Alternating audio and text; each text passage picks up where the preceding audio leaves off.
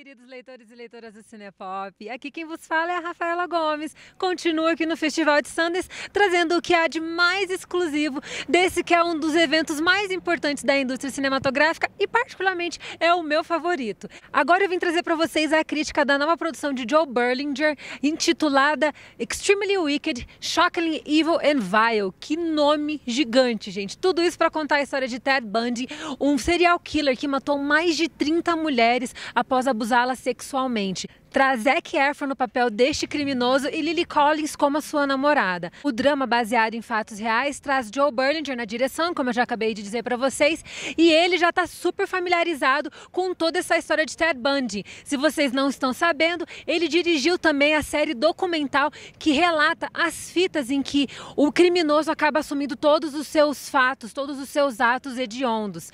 Essa série estreou na Netflix no dia 25 de janeiro, então se você ainda não conferiu, eu recomendo que você assista. Eu ainda não tive a oportunidade de assistir, porque nessa loucura de festival a gente acaba não conseguindo dedicar tempo para as outras produções. Mas eu vou conferir essa série documental e Joe Berlinger, que já ficou tão à vontade com o tema, traz tanto a versão documental, bem como a versão fictícia. E aqui ele veio para lançar a sua ficção, que traz esse elenco de peso e que infelizmente não entregou tudo que a gente esperava.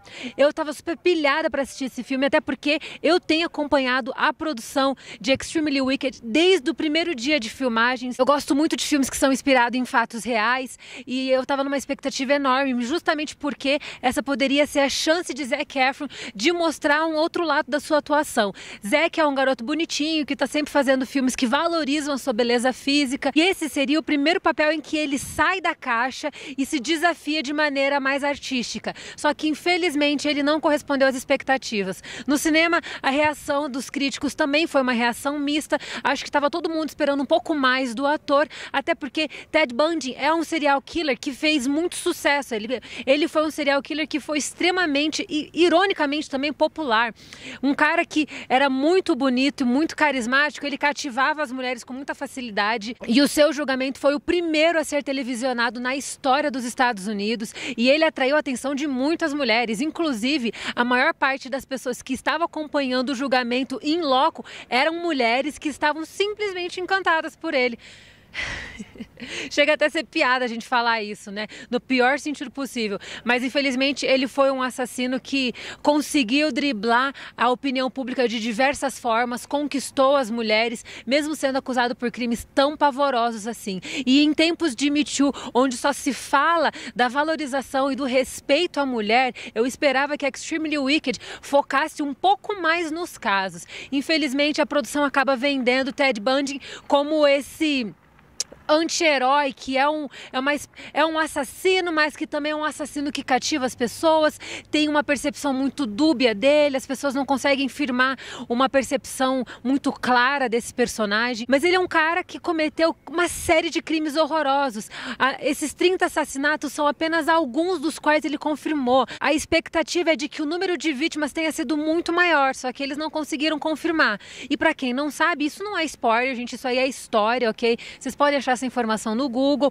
Por conta dos crimes que ele cometeu, ele acabou sendo sentenciado à cadeira elétrica, onde ele foi morto, e essa morte foi extremamente televisionada. A morte em si não foi divulgada, isso é óbvio, mas toda essa questão que envolvia a morte dele foi uma coisa que gerou uma repercussão gigantesca. A imprensa foi em peso na prisão no dia que ele foi morto, só para anunciar em primeira mão.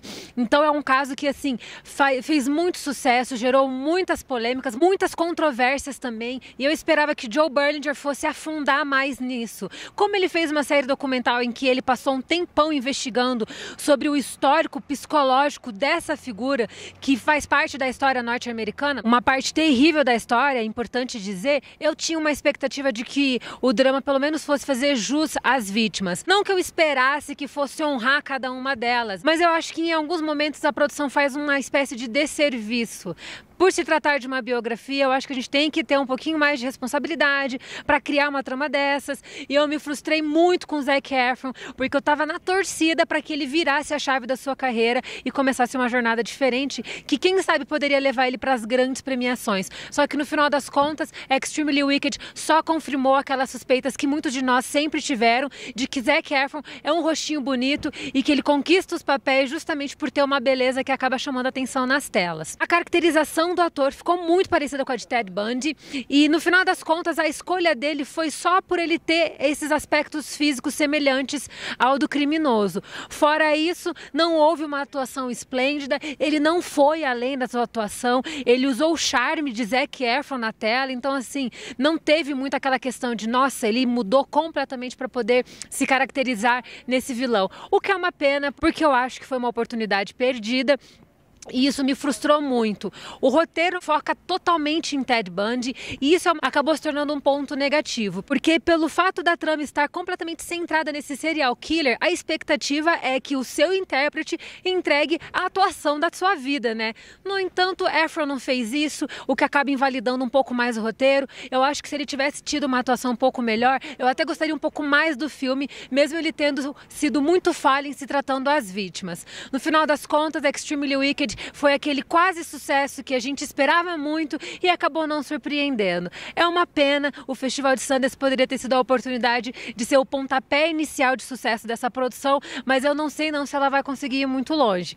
Essa é a minha crítica, gente. Continuem acompanhando os stories do Cinepop, continue acompanhando a gente aqui no YouTube. Se você ainda não segue o nosso canal, siga, assine o sininho aqui, dá uma clicadinha nesse sininho para você sempre receber as atualizações das nossas publicações e continue acompanhando o Cinepop, que continua sendo sempre o seu site de cinema.